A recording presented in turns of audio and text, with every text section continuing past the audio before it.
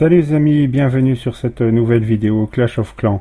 Donc sur cette vidéo, dans la continuité des deux précédentes, les meilleures attaques HDV7, HDV8, cette fois-ci on va pouvoir revoir ensemble les attaques les plus communément utilisées sur HDV9 et à partir d'un HDV9.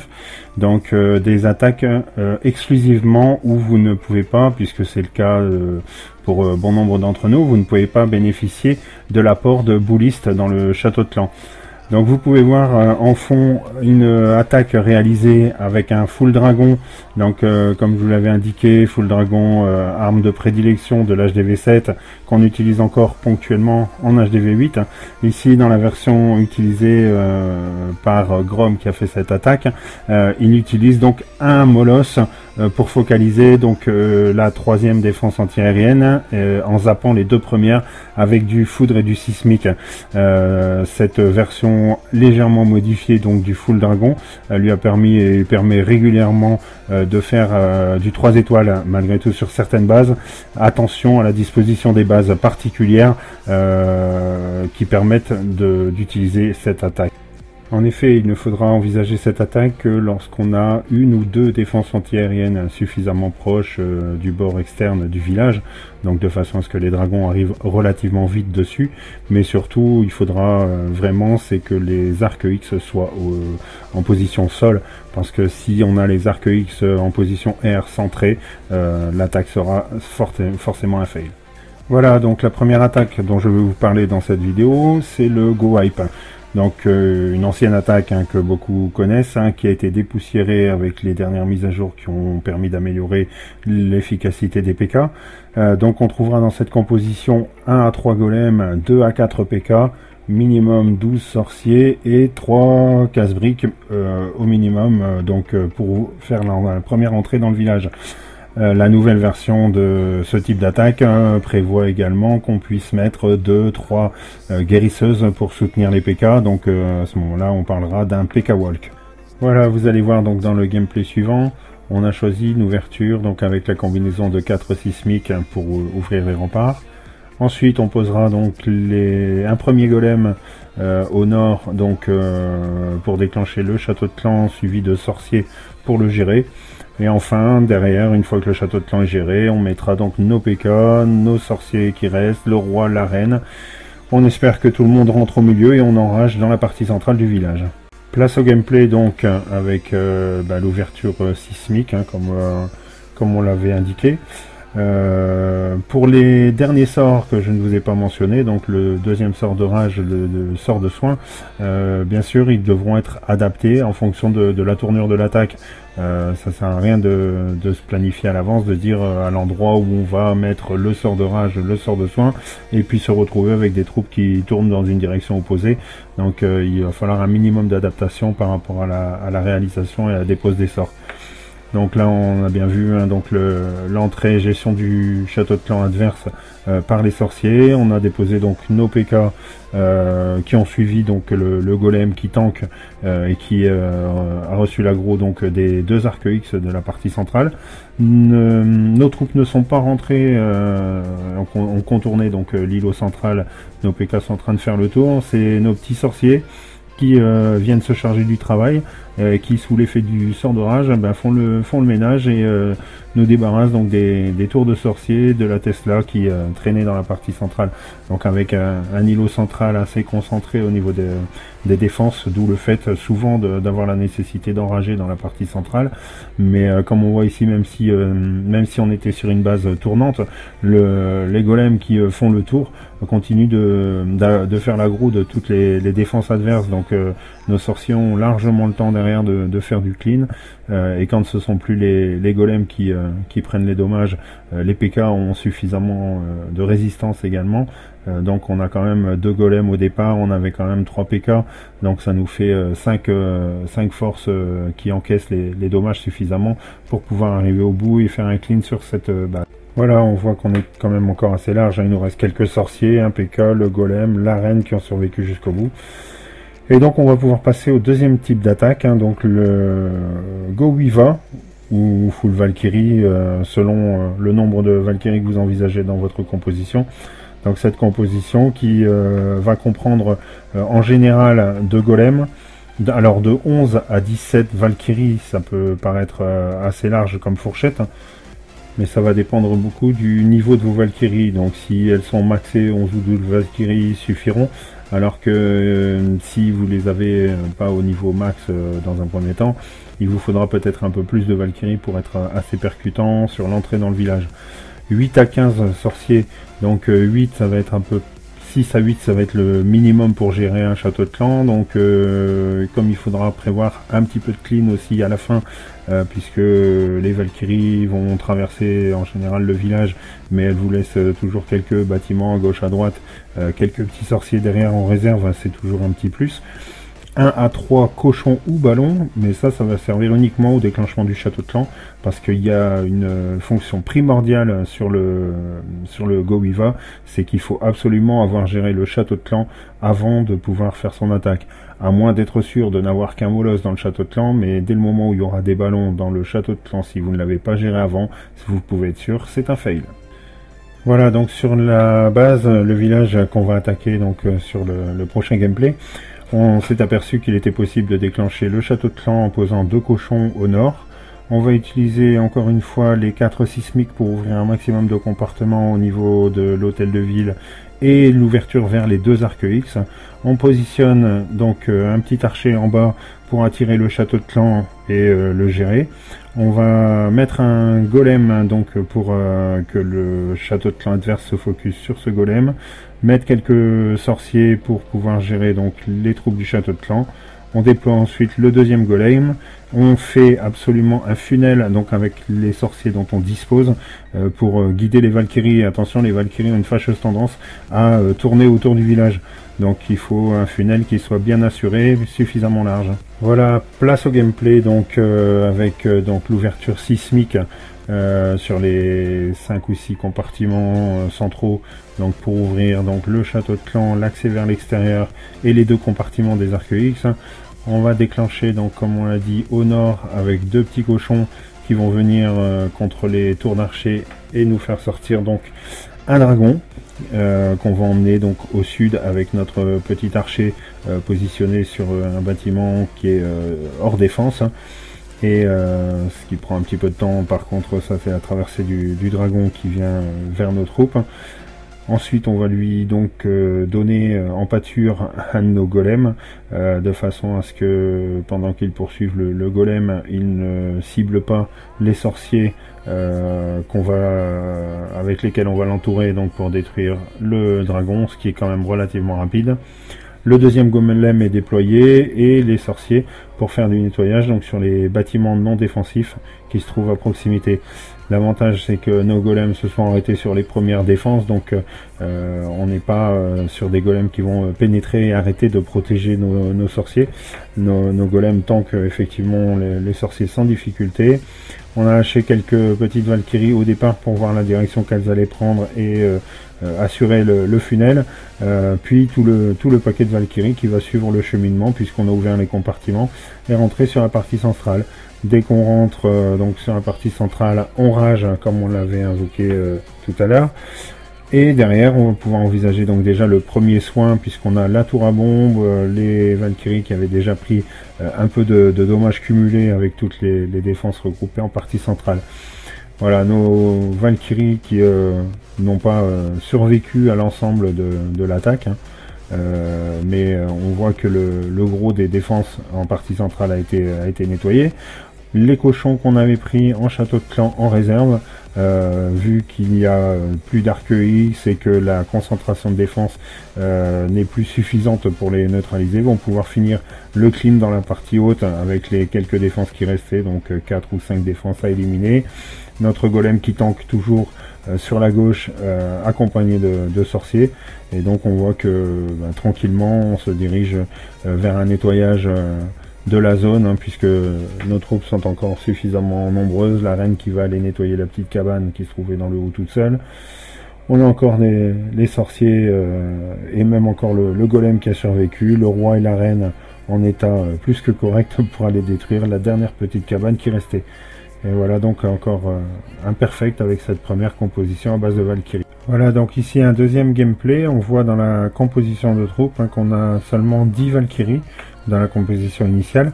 Mais on a 6 cochons, donc c'est parce que les Valkyries supplémentaires, donc les Valkyries manquantes, ont été prises dans le château de clan. On a préféré prendre 3 Valkyries max dans le château de clan en renfort.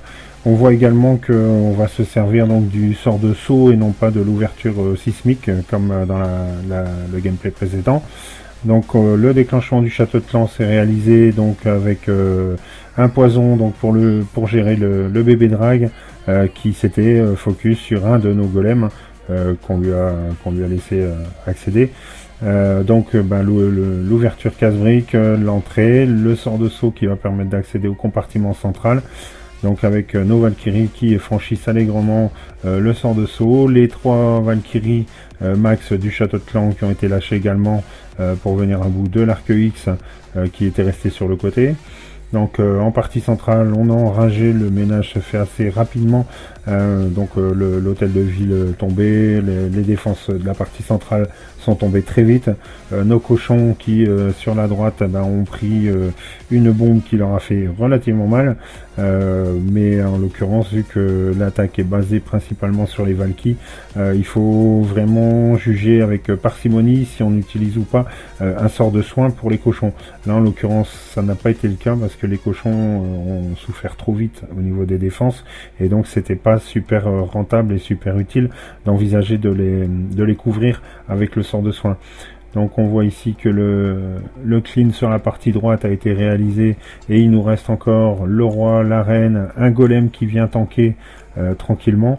Bon, relativement peu de Valkyrie, mais encore moins de défense en face, puisque en réalité il reste de défense problématique, il ne resterait qu'un canon qui n'a plus aucune chance avec les troupes qu'on avait. Donc on se retrouve à faire du nettoyage exclusivement et tranquillement dans les délais, puisque les Valkyries avec leur rapidité, la force de pénétration, c'est une attaque qui lorsqu'elle passe est très très rapide.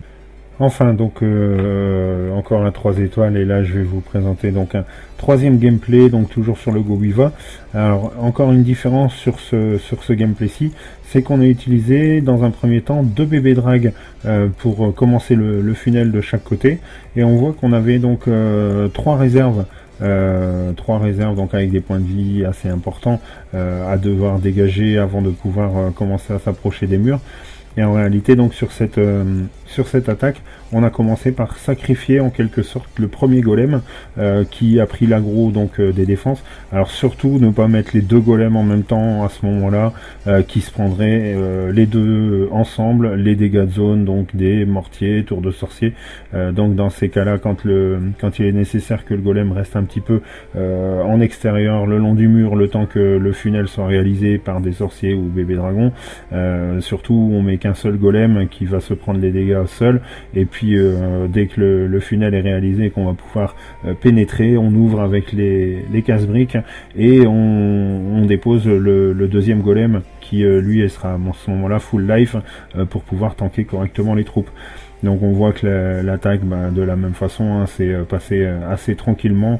Comme d'habitude on a ragé dans la partie centrale, les Valkyries ont fait le ménage très très vite et on voit que sans difficulté on arrive à nouveau aux 3 étoiles. Enfin on arrive sur le dernier type de composition que je vais vous présenter dans cette vidéo, donc qui est le Mobal ou la Valoune, donc molosse de lave ballon en composition principale. C'est une composition relativement complexe dans le sens où il y a beaucoup d'adaptations à envisager par rapport au village que vous aurez en face, puisque dans cette composition on va retrouver de 1 à 5 molosses et 12 ballons et plus. Mais on peut également envisager, s'il est nécessaire, de détruire une A dans un premier temps avec un golem et quelques sorciers, ou ne pas, si les AA ne sont pas accessibles proches de l'extérieur, uniquement y aller avec donc 5 molosses pour 4 défenses antiaériennes et des ballons. Bien sûr, et il faut quand même savoir qu'il faut gérer le château de clan, parce que si vous avez un dragon par exemple en château de clan, il risque de faire extrêmement mal à vos ballons. Voilà, je vais donc vous présenter 3 gameplays assez différents.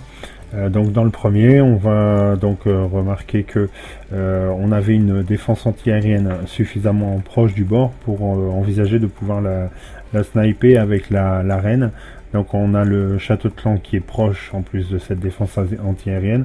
Donc on va déclencher le château de clan avec le roi, la reine. On a prévu un sort de poison pour freiner le château de clan et la reine qui devrait neutraliser cette première défense antiaérienne.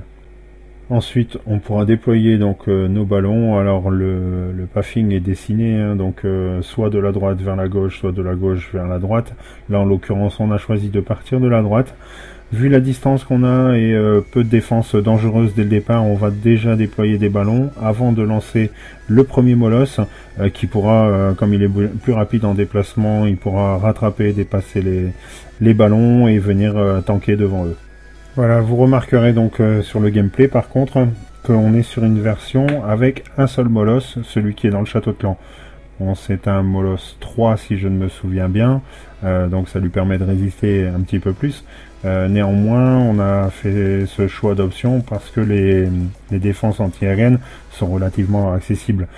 Il n'y a qu'une rangée de défense devant, elles ne sont pas complètement centrées au cœur du village, et ce n'est pas un village HDV10 maxé. Donc par contre, du coup, comme il y a relativement peu de molosses utilisés, on a énormément de ballons à disposition pour le déploiement, et on privilégie également l'utilisation donc de sorts de rage et sorts de speed, parce que la faiblesse des ballons, c'est leur vitesse de déplacement. Donc avec 2 sorts de rage et 3 sorts de speed, on a de quoi largement accélérer ce déplacement. Donc on a les premiers ballons qui ont été lancés après le nettoyage du château de clan comme on l'avait indiqué. Le molosse qui est aux 2/3 encore de sa vie pour aller tanker sur la deuxième défense antiaérienne. On voit donc le déploiement des ballons en horloge.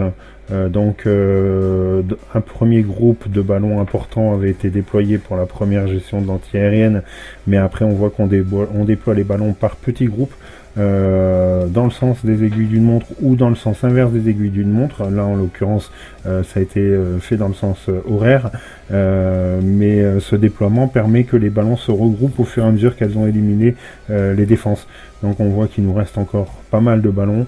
Les sorts de speed ont été utilisés au fur et à mesure de la progression pour faire avancer nos ballons. On arrive à la fin et là on profite donc du sort de soin pour rebooster les ballons avant les dernières défenses qui ont été rencontrées. On voit qu'il y a énormément de ballons encore qui restent à la fin pour le clean. Néanmoins, on avait des serviteurs et un dragon pour le clean. Alors le dragon aurait pu intervenir en soutien sur la gestion du château de clan adverse s'il y avait eu des difficultés pour la reine. Voilà, sur ce deuxième gameplay, donc on va voir qu'on a pratiqué un déploiement un petit peu différent, puisque dans un premier temps donc on avait prévu le nettoyage des troupes du château de clan adverse, un dragon, 2 ballons. Bon, les 2 ballons ne nous gênaient pas trop, mais le dragon il n'était pas envisageable de le laisser en vie. Donc avec un poison, quelques sorciers et la reine, on a pu gérer donc ces troupes de château de clan. Mais l'objectif était quand même, bon, avec une reine 17, était quand même de s'approcher suffisamment et de neutraliser une des défenses anti-aériennes. Et vous verrez dans le gameplay que ça s'est pas passé comme c'était prévu. En réalité, la reine n'a pas survécu et n'a pas tenu suffisamment puisqu'elle s'est amusée à nettoyer toute la partie centrale. Donc il a fallu s'adapter sur ce gameplay puisque on avait toujours les 4 défenses antiaériennes debout alors qu'on était parti qu'avec 2 molosses. Les 2 molosses vont tanker les 2 premières défenses antiaériennes avec 2 groupes de 5-6 ballons déposés sur chaque qui vont neutraliser donc les 2 premières défenses et dans la continuité les arcs X. Par contre après on va continuer le déploiement des ballons en horloge sur le côté gauche et les aider avec les speeds pour revenir se regrouper vers la partie centrale et pouvoir venir détruire le reste des défenses antiaériennes et le reste des défenses d'une façon globale. Donc on voit encore une fois que malgré tout on reste avec pas mal de ballons à la fin. Par contre il était prévu effectivement des serviteurs pour assurer le clean à la fin. puisque les ballons qui se déplacent lentement, même si vous en reste assez bien, risquent d'être fortement regroupés, et si vous avez tout un groupe de ballons qui s'est entièrement regroupé, le risque du fail time est très important. Voilà le dernier gameplay, donc c'est une attaque de farm. Pour vous montrer que ça passe aussi facilement dans le farm que lors des attaques GDC, même si là on a eu la surprise de voir qu'il y avait des sorciers dans le château de clan qui n'étaient pas forcément prévus.